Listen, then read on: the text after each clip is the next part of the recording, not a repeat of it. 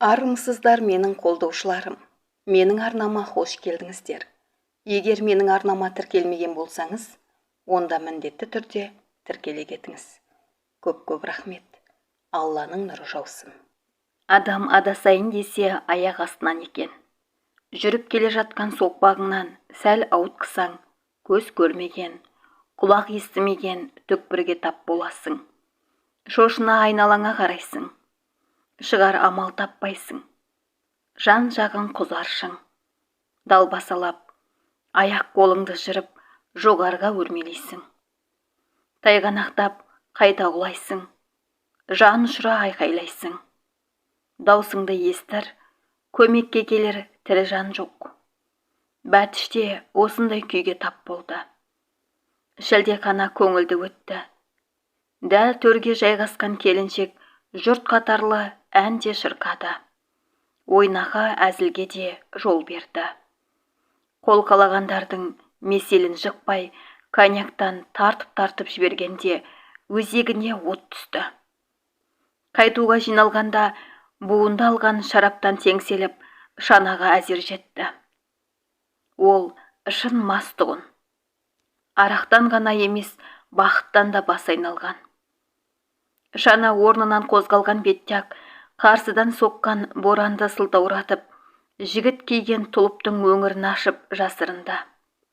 Сол-ақ екен, қолқасына тәтті иіскеліп, делебесін қостырды. Кәдімгі әйел түйсігі ғана айырар еркектің терсіңді иісі. Ол алғашында бәріне шыдаған болды. Құлаққа жеткен шананың бір қалыпты сырылы мен ішін тарта уілдеген боран дыбысына алдағандай бұйыға қалды. Дегенмен кеудеде атой салған әулетті күшті тұншықтырып тастау мүмкін емес еді. Елсізге шыққанын жан тәнімен сезгенде Бәтіш манаурай көзін жұмды. Буын-буынын діріл жайлады. Тоңған жоқсыз ба?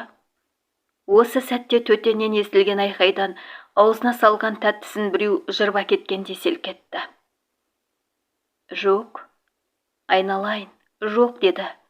Дауыс Айдардікі екенін айырып, содан соң қайтадан әлгі иісті түйсінуге асықты. Міне мұнда тұр, қандай тәтті өзі. Келіншек жиі демалды. Жанына жұғымды, көкірегіне қымбат осынау хат дүниеден барынша қамтып қалмақ. Шіркін-ай, мынау өз меншігінде болса ғой. Күн жұтсын, түн жұтсын тоймас еді. Тірлік атаулына ұмыта, сүйегіне шейін буға айналып, із-түзсіз күйігі көп жер бетінен жоғалар еді. Жай жоғалмайды, бақыт құсын құшағына қыса кетеді. Ол ыңырси жігітті құшақтады. Тартыла ананың тізесіне салмағын сала шығып алғанын да байқамады. Әккі түйсігі Айдардың да денесін діріл жайлағанын аңғарды. Дірілде, дірдектей бер, әлі-ақ үйренесің, деді ішінен масаттанып. Шынында да мұның бақытта тануына толық құқы бар шығар. 7 жыл бойы бұйыққан тән қызулығын дәл қазір таныса, 7 жыл тұрмыста 7 секунд түйсінбеген қымбатты бүгін түйсінсе не сайып. Ол осындайға ұмтылмады деймісің. Ұмтылды, жете алмады. Сосын торықты, барлық мейірім, барлық ықыласын құпия сандыққа салып, қақпағын тарс бекітті. Одан шығармауды ойлады, дегенмен тежеп ұстау қиын екен. Бәтіш манаурай керілді. Тынысын бекітіп тастаған киімді де елемеді. Айдар, деді ол, өзін өзі ұмыта, тұншыға сыбырлап.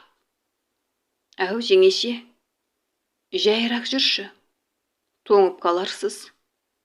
Менің үйге барғым келмейді. Неге? Екеуміз енді ол үйге бармайықшы. Келіншектің кеудесіне өксік тығылды. Қалтырай шыққан үннен сонан қарған жігіт еңкейді. Сіз жылап отырсыз ба? Бәтіш жауап қатпады. Жүзін жігіттің кеудесіне жасырды. Сізге не болған? Деді Айдар, абдырап. Жәй, айналайын, мен. Келіншек сөзін аяқтамай қыстығып қалды. Сосын тып-тыныш жатып айналаға құлақ түрді. Сырғыған шана, қарды сықырлата басқан ат тұяғының дыбысы естілмейді. Тоқтап тұрғандары ма? Шайқалмағандарына қарағанда солай. Бәтіш батылданайын деді. Бар күшін бойына жиды. Айдар. Әу жеңеше, бірден айтсам ренжімейсің бе? О не дегеніңіз? Мен сенсіз өмір сүре алмаймын. Не? Сенсіз маған күн қараң. Ой, жеңеше. Жігіт бұлқынбақшы болған еді, құрсау босатпады. Соның артыншақ үзік-үзік сөздер санасына құйылды. Жаным, түсінші, сен кездескенше өлі едім. Тағы өлемін. Сенсіз бір күнде, жарық дүниеде жүре алмаймын. Бірақ бәрі басқаша шықты. Құшақтың босаңсығанын пайдаланған Айдар бұлқынып қалды да, сонадай жерге ыршып түсті. Бәтіш алғашында ештеңе түсінбей аңтаң күйде басын көтерген. Қараңғыда сол бұрайып тұрған бейнені көргенде, ішін аш бөрілері тырналады. Неғып тұрсың, келсейші, деді жалынғандай. Анау қозғалмады. Мұз болып қатып қалған дерсің. Не илікпейді, не жауап қатпайды. Мен Бәтішпін ғой. Далбасалай, орнынан көтеріле беріп қалт бөгелді. Санасында жарқ еткен қорқыныш тұла бойын тіліп өтті.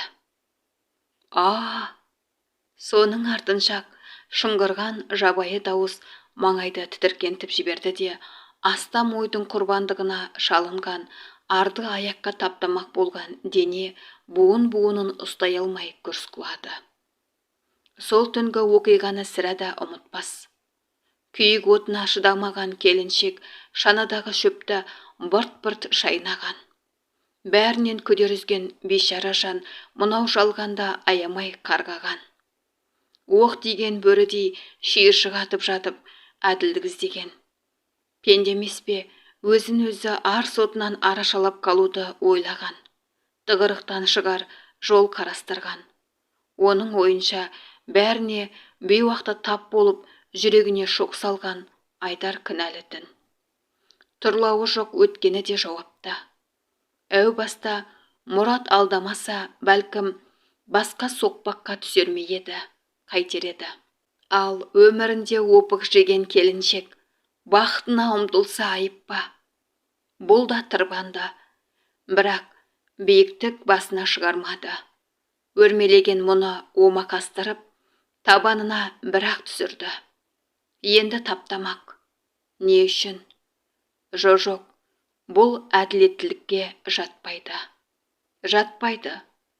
Ол арашашы іздегендей жігіт жаққа мойын бұрған.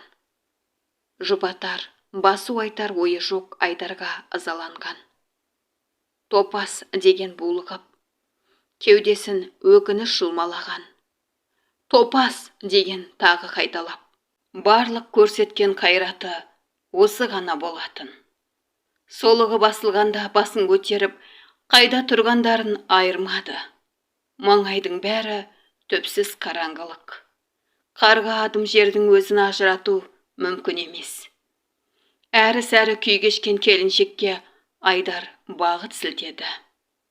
Өз орнына жайғасып жатып, жеңеше, тыңдаңызшы, бұлақтар күліп жатқан сияқты. Тыңдаңызшы, мынау сылқ-сылқ күлкі ғой, деді ол. Қыстақтан 2 шақырым қашықтықтағы бұзау бұлаққа ат басын тірегенін ұққан Бәтіш су сылдырына еріксіз құлақ түрді. Жылымшы дыбыс сыңсығандай ма, солықтағандай ма, әйтеуір, мұның жанымен үндестік тауыпты. Жылап жатыр, деді келіншек ішінен. Иә, жылап жатыр. Сол шақта оған бар дүние қара жамылып тұрғандай елестеген.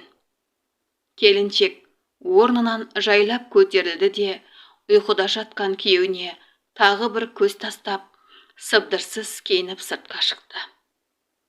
Ай сүттей жарық екен. Айнала алақандағыдай көрінеді.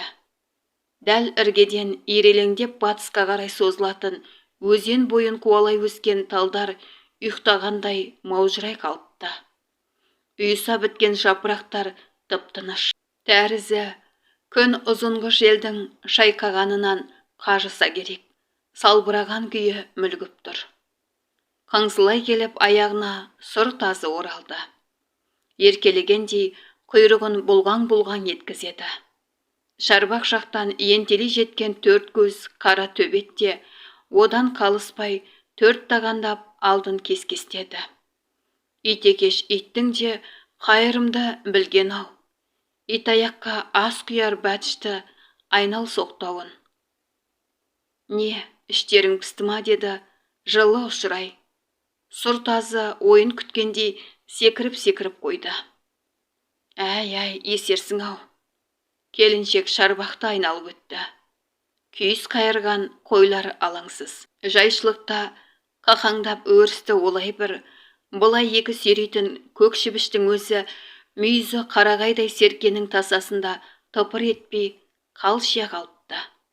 Дәл осы кейпінде шошақай мінездің ізі де жоқ. Ал серке паң. Мұнау мыңғырған малдың басы екенін танып масаттанғандай басын кек жетіп алған.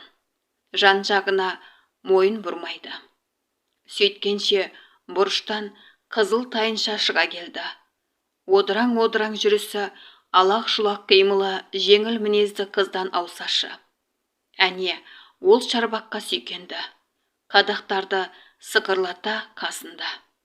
Мынарада адам тұрау деген ой қаперіне де кірмейді. Тарпаң. Өк, мәлік кергір, өк. Тайынша дауыс шыққан тұсқа одырая қарады. Иесінің түнгі жүрісіне таңырқағандай сәл бөгелді. Сосын еріне басып әрі беттеді. Бәтіште үйге енді. Ашық түнтіктен түскен жарықтан төсегін кідіріссіз тапты. Ұйқың қашып жүрме, деп сұрады осы кезде Самат дыбыстап. Келіншек бұл жолы еркек сөзін жауапсыз тастамады. Иә, деді басыңқа. Күйеуі бер аунады. Дәрігерге көрінсең қайтеді. Еш жерім ауырмайды ғой. Сонда да әуре боп қайтемін. Өзің біл, дегенмен қаралғанда теріс болмас. Бәтіштің қамқор көңілге іші жылыды. Саған қиын болар. Еркекпіз ғой, бірдеңе қылармыз.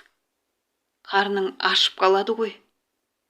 Мүйіз шықса, қарынды тойдырып бақтың ғой. Әңгіме желісінің үзілмеуін тіледі. Неге екені белгісіз, күйеуінің сөйлей бергенін қалады. Бірақ анау тілегін қанағаттандырмастан, сөйт, керек десе қаласына да бар, деді де көрпесін қымтанды. Ылғи осы, бірдеңені бастайды да, мұның жүрегін елжіретіп қояды. Сосын жалт береді. Кей күндері аузын буған өгіздей сөз ала алмайсың. Тек басын изейді, шайқайды. Бары да жоғы да осымен тынады. Бәтіш сыр мінез күйеуін енді қажамады. Бір-екі ауыз жылы ниетті көңіліне тоқсанап, түндікке қарады. Қызық, бәрі де қызық. 7 жыл бойы өзімен өзі күресіп келді. Өртеніп махаббатын іздеді. Саматтың көзіне шөп салмақта болды. Кешеге шейін күйеуіне жауыға қарады. Енді келіп, әлде жалған елестің соңында далақтаған ба? Солай сияқты. Осы уақыт ішінде ері барлық жақсылықтан адалаған, жастығын тонаған, тар құрсағын кеңейтер тұңғышынан айырған баукеспедей көрінген. Егер күйеуі шабармандар жібермегенде бақыттың алтын тұғырында отыратын едім деп есептеген. Сөйтсе қателесіпті. Адамға өмірдің мәнін, сыйластықтың дәмін түсіну үшін де өте көп жылдар керек екен. Тіршілік теңізіне қайық түсірген әр жанның таудай талабы, асқар арманы барын, олар соны орындау жолында бойындағы күшін аямайтынын, буырқанған толқынмен өздерінше алысатынын, осынау арпалыста шыңдалатынын бәтіш кезінде ұға алмапты. Сәттік әлсіздік жарқ еткен жалын мұратына жеткізетіндей соған ұмтылыпты. Сайқал ойдың бодауына айналыпты. Қандай көр соқырлық. Кеше кешкісін түндікті әдейі жаппады. Бүгінгі таңды көзбен атырарын сезді. Жан жақтан анталаған ойлар қараңғылық маңайды жаба бастағаннан-ақ санасын буып, келіншекке мазасыз түннен хабар бергендей еді. Бұл топ-тұнық аспанға қарап жатуды мақсат тұтқан. Жап-жарық жұлдыз жоғалтқан асылындай елестеген. Қарайсың, көз алдыңда тұрады, қол созасың, ұстатпайды. Кезінде қасқайып, өзі басқа тепкен, енді армандап зар болған ұрпақ сияқты. Екеуі де алыста, екеуі де тәтті елес қана. Шынында да бәріне кім кінәлі? Кім? Әлде Айша ма? Мүмкін дедектетіп ауруханаға алып бармаса. Өзі ғой ерген. Бірінен арылған соң жатқан жоқ па? Ақ төсекте әппақ адамдай ақ. Сығаласқан, сыртынан сүйреңдескен сөзуарлардың табасын да елемегенсіді. О, қара бет! Бас айналды. Ай сәулесінен қаймыққандай жүзін жастыққа жасырды. Әлі ұйықтамағанбысың? Күйеуінің гүжілдей шыққан үнінен селк етті. Жоқ, деді ашық қалған иығына көрпе шетін тартқылап. Менің де ұйқым ашылып кеткен сияқты. Көз іліктіре алмай қойдым. Екеуі бір уақ үнсіз жатты. Ойландың ба, деп сұрады Самат бір кезде. Неменеге? Ауданға баруға. Дәрігерге ме? Иә, келіншек күрсінді. Мен сап-саумын. Бірақ ұйқың бұзылған. Ол өткінші нәрсе ғой. Мұның дұрыс емес. Саған күтім керек. Ненің құрметіне? Ойпырай, Самат сәл бөгелді. Арсы-көрсі жүріспен дәнекерімізді жоғалтып алмайық. Кімді? Бәтіш сәл томпиған ішін қалай сипалағанын аңғармады. Қолына шодырайып тұрған түйнек білінді. Онысы сол заматта ашуланғандай бүйірін түртіп қалды. Ой! Келіншек алғаш сезілген мына дүмпуден қорыққандай жиырыла түсті. Не болды? Деп сұрады күйеуі де жастықтан басын көтере беріп. Жай әншейін. Деуін десе де іштей шынба деп бірнеше қайталады. Сенбейтін секілді. Ұзақ тостырған уақыт бар сенім ізін шайып жібергендей. Сөйт айналайын, ақылға кел. Самат есіне керілді. Бір шамадан соң мұрнының бір қалыпты пысылдағаны естілді. Ұйықтағанының белгісі. Шынба, деді Бәтіш, өзіне өзі тағы сұрақ қойып. Сосын тыпыр етпей әлгінің қайталануын күтті. Ақпанның сол бір топалаң түнінен кейін еңсе көтермеген келіншек көктемге жүреп жадап жетті. Көз айналасындағы сызықтар тереңдеп, маңдайға пайда болған әжімдер айқындала түсті. Сәл қабақ шытса, бадырайып тұратын осы қатпарлар қорқыныштақ. 4-5 жасқа есейтіп жібергендей. Шаңырақтан сәнде кетті. Кінәлі жандай Айдар бүгежіктей береді. Дастарқан басында да ол бәтіштен назарын алып қашады. Құтты бірдеңені бүлдіріп жаза күткен бала дерсің. Не шешілмейді, не жадырамайды.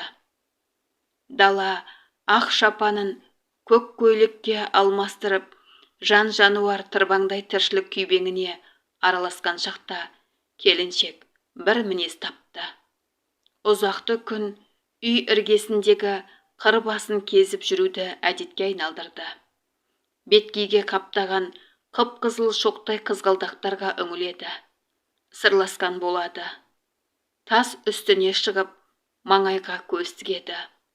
Бұйыққан көңілге алданыш іздегені. Қыстақ айналасының табиғаты шынында әдемі тін. Іргеден етек алатын тау бірте-бірте биіктеп, үнемі мұнартып жатады. Ол осы өңірдің айбары іспеттес. Ал шығыс тұс жапырлаған төбелер. Теңіз толқынындай бірінің етегін екіншісі басып жалғаса береді. Кейде сағым көтеріп, тербетіліп тұрады. Мұндайда аспанға іліп қойған алып бесікке ұқсайды. Қойшы үйі тау мен төбенің арасындағы аядай жазыққа орналасқан. Маңайы тұнған ағаш, жабайы теректер алқаптың бой тұмары іспеттес, шоқ-шоқ болып үйсіп тұрғаны.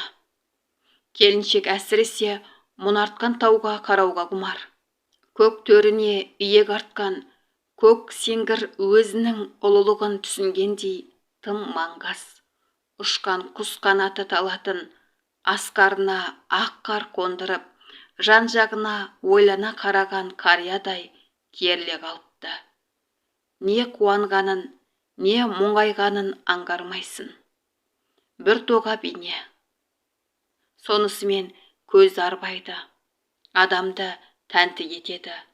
Шыдамдылыққа шақырғандай болады. Көктем бәтіш бойына тағы бір өзгеріс әкелді. Ол соңғы кезде самарқау күй кешті. Бойын ұйқы басып, тамаққа тәбеті тартпады. Бірде үйге сау етіп, геологтар келсін. Қарапайым халық емес пе? Қазан көтертпеді. Өздерімен бірге ала келген қалбырларын ашты. Бірді екілі шишаларын дастарқанға қойды. Сұрағандары ыдысқаны. Мұрнына ашқылтым қияр иісі жеткенде бәтіш жұтынғанын байқамады. Жасаураған көзімен дастарқанға мөлие қарады. Отырғандардың көңіл бөлетін түрлері жоқ. Өзара гу-гу етіседі. Маңдайынан сұп-суық тер білінді. Үздігі бәлі тұр. Әне, бір қалбыр босап шетке ығысты. Мұның тінтінген жанары екіншісіне түсті. Аналар аштық белдеуінен шыққандай оны да орталап тастапты. Шыдамады. Жетіп барып бас салды. Ашқылтым иіс қолқасын атты. Дізе бүге беріп, түйірді аузына тығып үлгерді. Қытыр-қытыр шайнады. Сосын әлде кім жырып әкетердей асығыс жұтты. Түйілгенін де елемеді. Отырғандар әу баста ерсі қылыққа үрпейсе қалған. Ересектеу біреуі мән жайды түсінгендей тыпыр етпеуге белгі бергенде, басқа геологтар ошырыла келіншекке қарады. Анау асыға соғып жатыр. Қимылы қанға құныққан қасқырға ұқсайды. Өңіріне шашылған қиқымның өзін іліп алып, аузына тыққылайды. Геологтар 2-3 қалбыр сыйлады. Сол заматта атын ерттеп үлгерген Самат орталыққа шапты. Ол түн ортасында ғана оралды. Қанжығаға байлаған қоржынының 2 басы толы жеміс. Кептірілгені бар, тұздалғаны бар, әйтеуір мол дүние. Сол сәттегі келіншектің қуанышын айтып жеткізу мүмкін емес.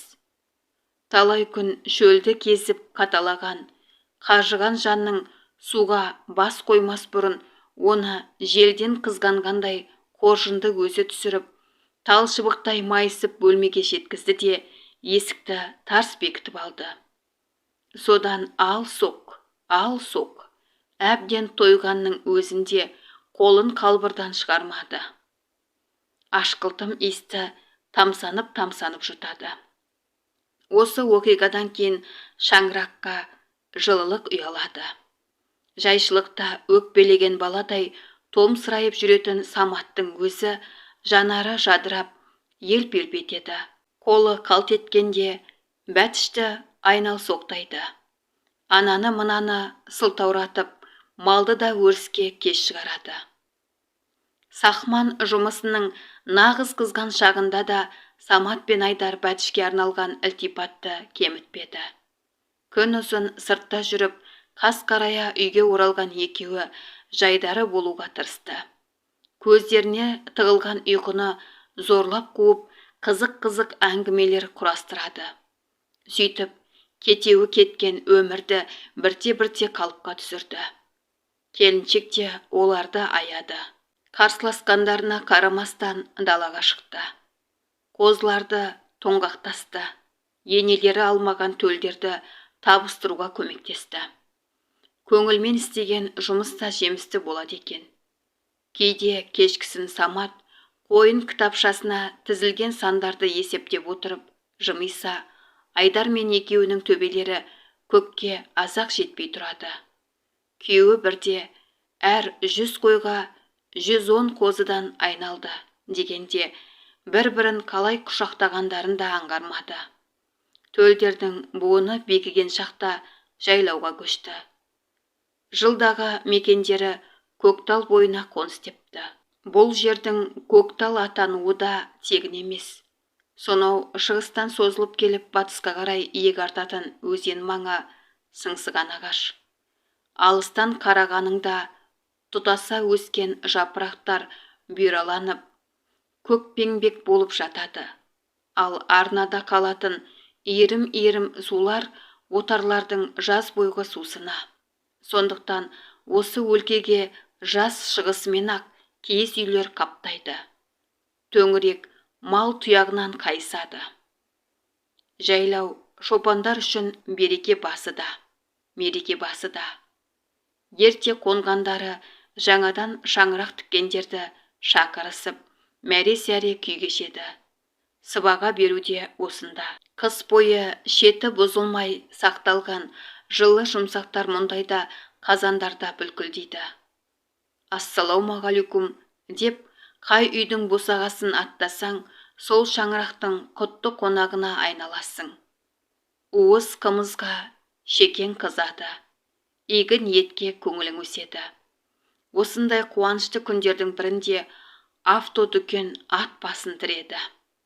Гүр еткен машина үні шыққанда елең еткен бәтіш кабинадан түскен таныс бейнелерді көргенде басы айналғандай керегеге сүйенді. Бұл келгендер Айша мен Мұрат еді. Баяғы курорт туралы әңгімеден кейін бұл үйге бас сұқпаған жеңгесі мұны құшағына қысып ұзақ тұрды. Көзіне жас іркілді. Ал Мұрат ернін ғана жыбырлатты. Осы бір сәттік бетпе-бет кездесудің өзінде келіншектің қырағы жанары жігіттің шырайлана түскенін, ашаң өнге қызыл шырай жүгіргенін байқап қалды. Тағы байқағаны мұрын астына кіп-кішкене мұрт қойыпты. Онысы жарасымдақ. Кешкісін қонақтардың құрметіне дастархан жайылды. Демікпесі бар жандай екі иығынан демін алып, әуелі Айша тост көтертті. Мұрат майын тамызып, мына шаңыраққа жақсы тілегін айтты. Сөз кезегінен бәтіш те Айдарда Саматта қалысқан жоқ. Стақандардың әрбір сылдырынан кейін денені ып-ыстық қан шарпыды. Әй, осы сен Астанадағы жоғарғы оқу орнында оқымаушы ма едің? Деп сұрады Ду қызған кезде Самат Мұраттың арқасынан өзімсіне қағып қойып. Анау мардымси қалды. Оқыдық қой, оқыдық. Әлде тауыспадың ба?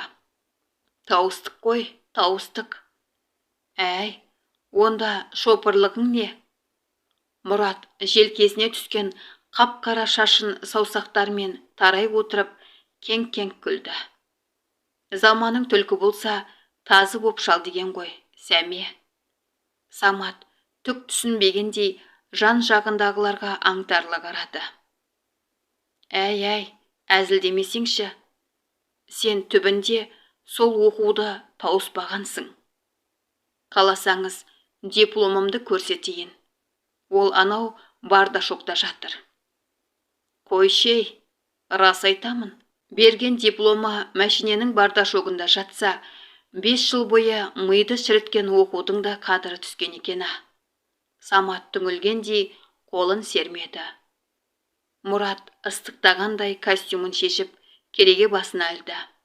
Осы арада Бәтіштің тағы бір байқағаны, жігіт толы сайын депті. Қозы қарын гүлді көйлекті шіреп тұр. Бұрынғы сыптай денеге артық ауыз ет бітіп, қимыл қозғалысты байсалдандыра түскен.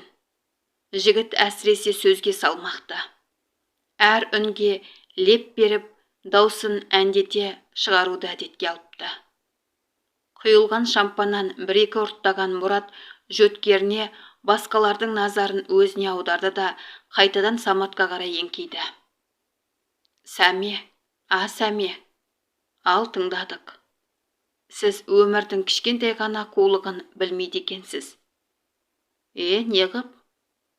Отағасының көзі ежірие қалған еді, анау иығына қолын салды. Солай, Сәме, солай. Оған ешқашан ашулануға болмайды. Біз көп жүрдік, көп көрдік. Табақтас болған адамдарымыз да жеткілікті. Ендеше мына баста бірдеңе дыңғырлайды. Мұрат өз шекесін өзі сұқ саусағымен шұқып қойды. Мысалыға сіз еңбек етесіз. Қатарымнан қалып көрген емеспін. Табатыныңыз 200 сом. Кейде одан да артық. Ал мен айына кем дегенде 500-ді қалтама басамын. Самат таңданды. 500? Сенбесеңіз сенбеңіз. Бірақ бұл шындық. Енді ойлаңыз. Мен кеңседе отырармын. Қағаз кемірермін. Сонда қай жыртығымды бүтендеймін, Ері үндемеді. Солай ма? Міне, кішкентай қулық дегеніміз осы. Мұрат жеңісіне мәз болып, ыржиып, стақанға қолын созды. Ал, қауым, өмірдегі сәттіліктер үшін алып қоялық. Стақандар шылдыр-шылдыр еткенде, Самат ұйқыдан шошып оянған жанша орнынан атып тұрып, жігіттің қолына жармасты. Ей, тоқта, мен әлі түсінген жоқпын. 500 сомың кесімді жалақың ба? Әлде? Қулық керек, Сәме, қулық, деді Мұрат менменсіп. Ерінің көзі шатынап, қою қабағы бір-біріне жалғаса берді. Тоқтатыңдар. Ол столды қойып қалды. Сосын анаған ежірие қарады. Ей, біз саған батпан құйрық екенбіз ғой, От алуға шақ қалған жанжалды жабылып жүріп әрең басты. Дегенмен енді дастарқанның сәні келмеді. Осыны сезген Бәтіш төсек салып, Саматты жатқызды да, ыдыс-аяқты жуу үшін есік алдындағы жер ошақтың жанына барды. Бірақ жұмысқа құлқы соқпады. Сөнуге жақындаған шоққа мөлие қарады. Осы отпен өзінің жүрегінің лүпілінен үндестік тапқандай болды. Иә, 7 жыл бойы көкірегінде тыныстаған жалын да бүгін қоламтаға айналып барады. Бұл есірік шалғандай басын анда бір, мұнда екі соқса, жанын жаралаған алғашқы махаббат шеңберінен қара үзіп кете алмапты. Ол санасын улап өткенге қарай сүйрей беріпті. Мұратты жер басып жүрген адамдардың ұлысы етіп көрсетіпті. Сол тәңірді дәл жаңа күйеуі табанына салғанда сезім кенет селк етті. Анықтап үңіліп, жігіттен заңғарлықты емес, соның тасасында дірдек қаққан көлеңкені байқады. Мұрат тұғырынан түсіпті. Мүмкін ешқашан биікке қонбағанда шығар. Мұндайлардың жалындауы екі талай. Ендеше қонбаған анық. Өзімен өзі боп тұрғанда әлдекімнің қолы иығына тиді.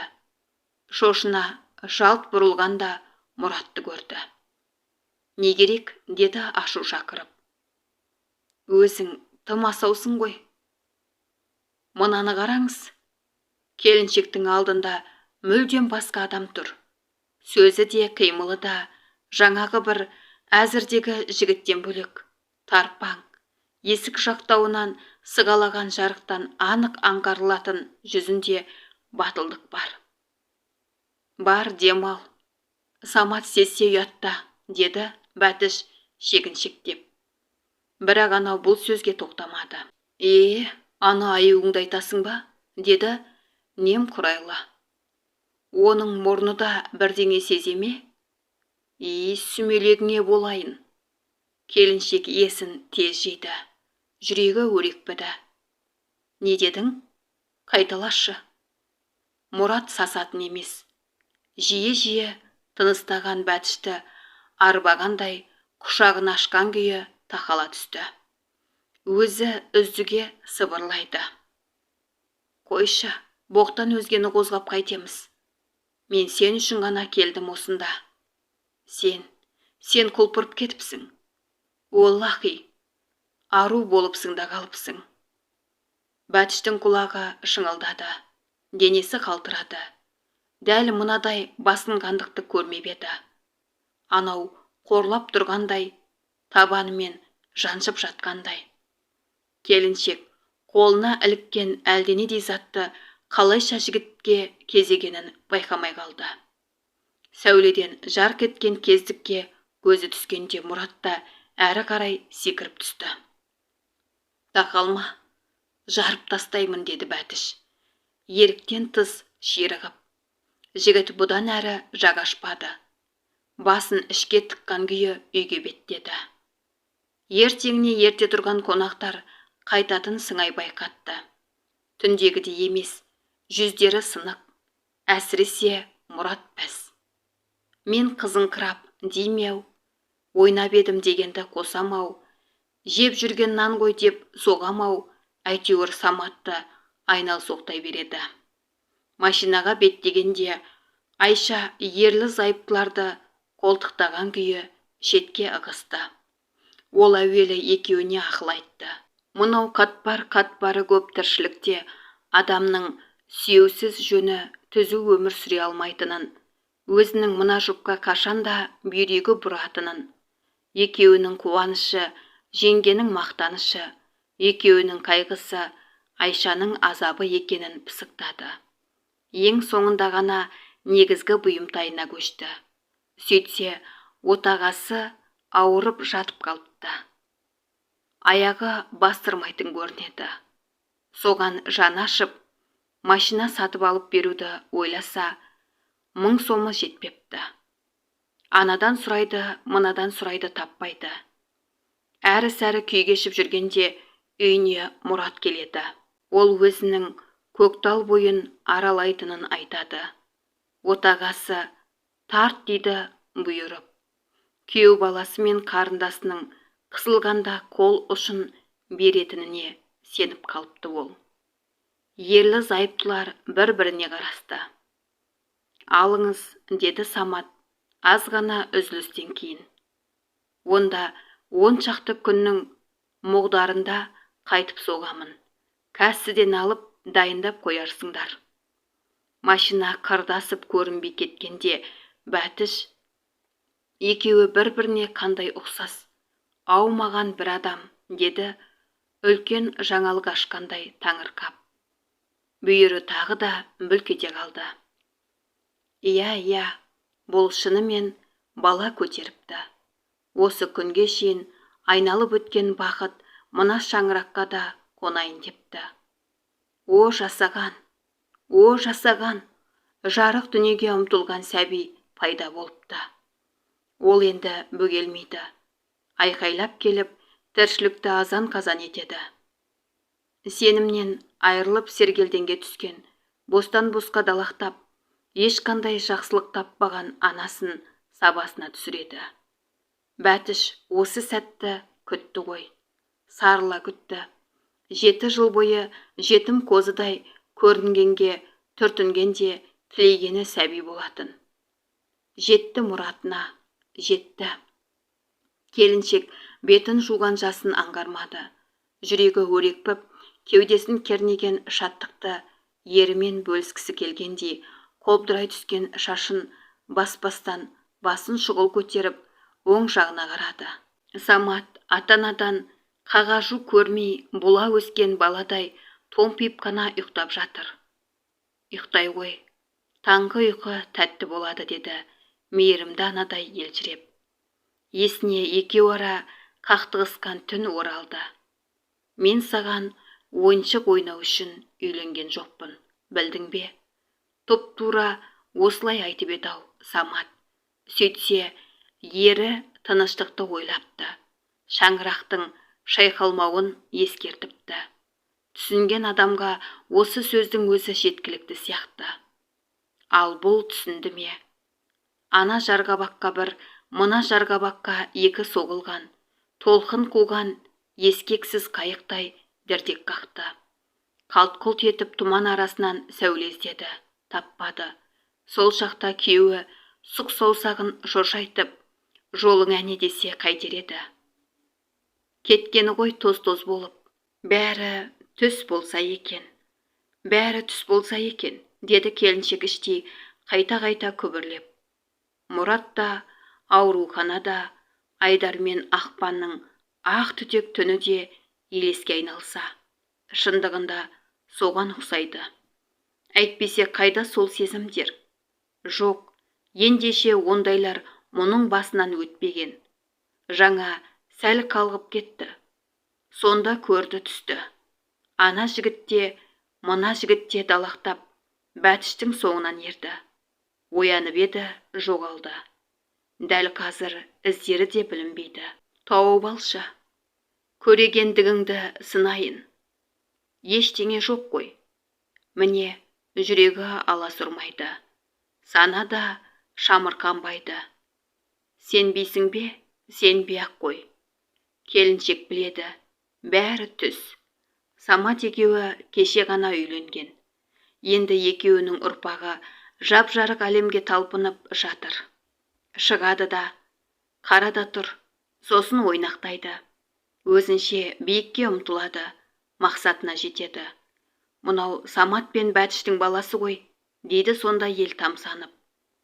Иә, келіншек түс көріп оянды. Қандай қорқынышты өзі, бет аулақ. Енді ондай қайталанбайды. Қылымсыған сезім ешқашан алдын кес-кестемейді. Осы түйсінгендері де жетер. Алдағы уақытта адам деген атқа лайық өмір сүру керек. Отбасы кілтін ұстаған соң, оның да ыстығына күйіп, суығына төзуі шарт. Бұл да сөйтеді. Күйеуін күтеді.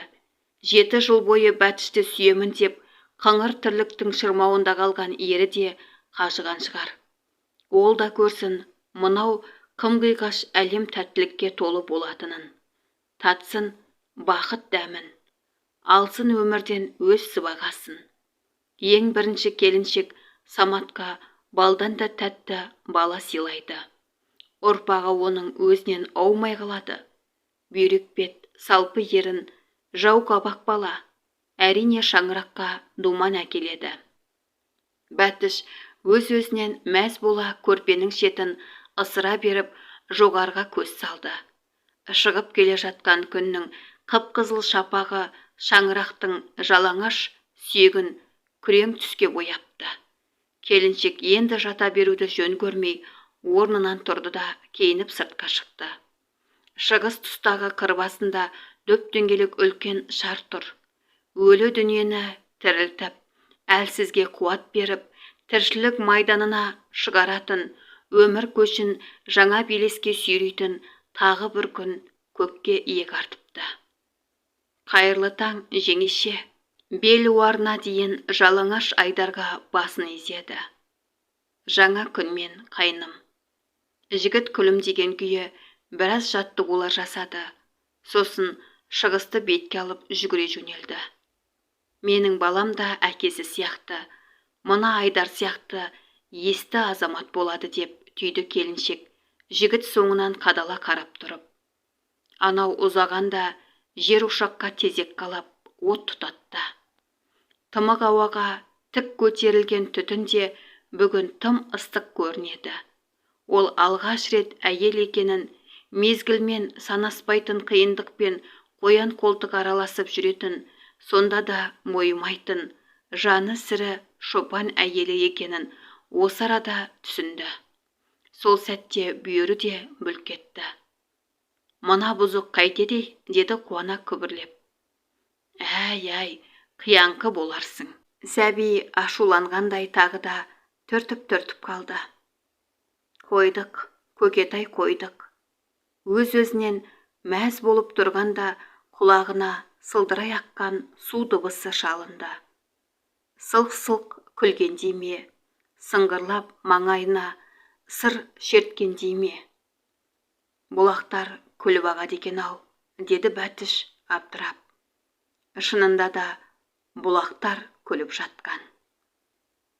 Менің қолдаушыларым, назар қойып тыңдағандарыңызға көп-көп рахмет. Арнаны жоғалтып алмау үшін тіркеліп алыңыз.